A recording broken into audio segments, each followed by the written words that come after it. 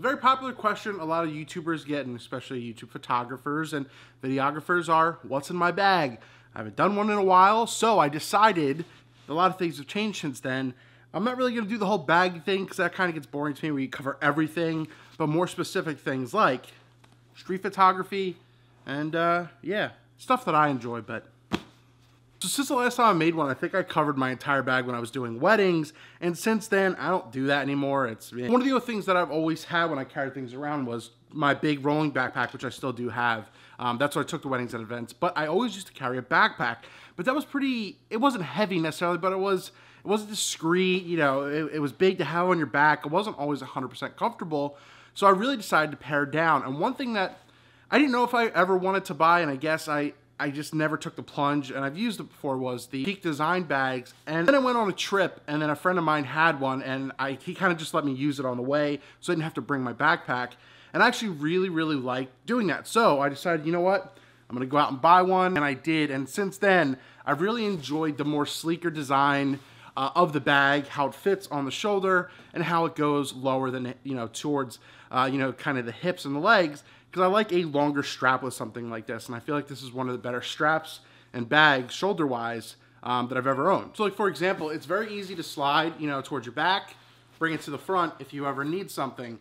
Because with the Peak Design bags right here, you even have an access zipper up front, so that way you can go in, access all your gear that you need there. You don't necessarily have to keep opening the bag. The one thing I didn't know if I was going to like at first was the whole magnetic, you know, clasp in the front right here, where you pull it down, it's magnetic, and you can just like open it up and everything. And I actually found it works very well. It's not annoying. You don't always have to have it clipped in, even though it's very secure. It's magnetic, so you just pretty much just leave it there, you pull it up, and easy access to whatever you need. One of the most important things that I pack to this day is water and being able to have hydration going around, especially cities. I live in New Jersey, just right outside of New York City, so when I go shoot, I like to go there. Or when I'm down in South Jersey where I used to live, I, you know, went into Philadelphia. Always pack some kind of a drink and maybe a little bit of a snack, but I have my hydro flask right here that, you know, it keeps things insulated very well. You put some ice in here, you put some water, and this can last all day. So this is my 32-ounce hydro flask that I really, really like. It is stupidly expensive, but it kind of has forced me to drink more water, and I like that. And getting down to the meat and potatoes right here, I also basically use my Fuji XPro 2, which if you followed me and you've seen on this channel, I really, really like. It's one of my favorite cameras of all time, and the 10-24 f4 lens pretty much lives on this right here. I have a Hyperion neck strap that is very comfortable, it's very light, and holds the XPro 2 very well. And to me, this is just a perfect setup. It's discreet. The only thing I really would like for the Fuji, hopefully XPro 3 to have, is kind of more of a tilt screen, so I could, you know, look down and do stuff like that and not always have to be, you know, up. I use the LCD screen a lot more than the viewfinder, but besides that, I feel like this is a very good thing. The 10-24 f4 lens basically has become one of my favorites because of the versatility that it has. Bigger environmentals, being able to take, you know, buildings and signs and all that kind of stuff. It definitely covers a lot. But I also bring another lens to get more of the closer streeter stuff. And that would be the Fuji 56mm f1.2. Now this lens is a bit bulky. Obviously it's a prime lens though. I used to have the 50 f2, which is a very sleek lens, but I really wanted to see what the hype was all about with the 56mm. I got a great deal on it, and I just wanted to see, is the 1.2 really worth it?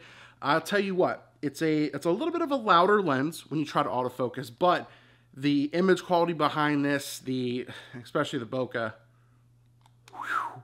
So I see why a lot of street photographers enjoy a lens like this one in their Fuji system, just because of what it gives you, but it is extremely easy, obviously, to miss your focus. And in the front pouch, I like to keep a Think Tank Pixel Pocket Rocket, or whatever the heck it's called, and it's basically just for extra memory cards and stuff like that in case something happens.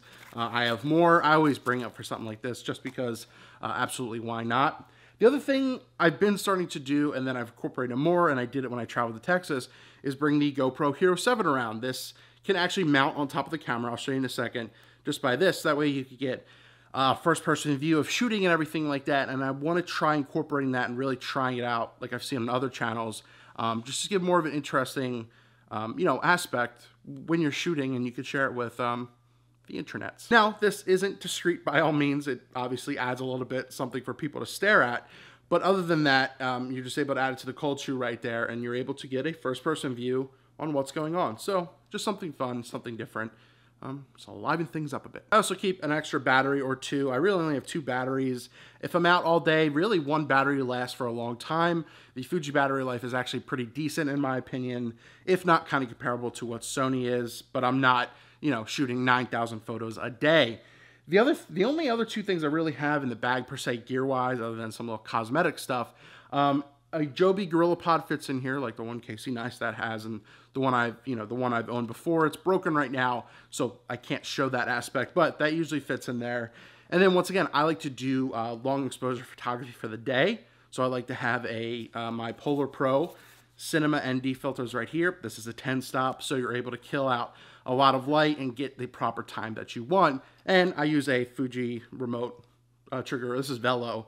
Remote trigger to activate the shutter and get my bulb mode time to whatever I want it to be. But these 3 things, the tripod 2, all fit in the bag with perfect ease. And lastly but not leastly, the little slot up top of the bag, right under the lid right here, is I pretty much carry my wallet in there.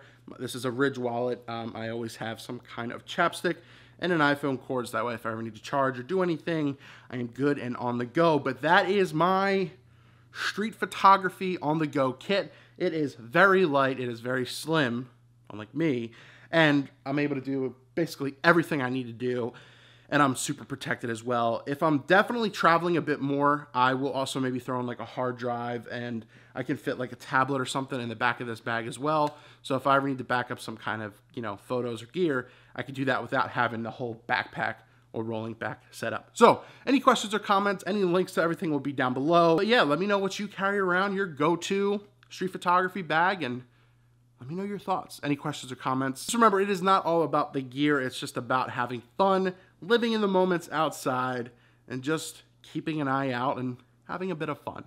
That's what photography and art should be about. Fun and expressing yourself. Do it for you. That's all I gotta say.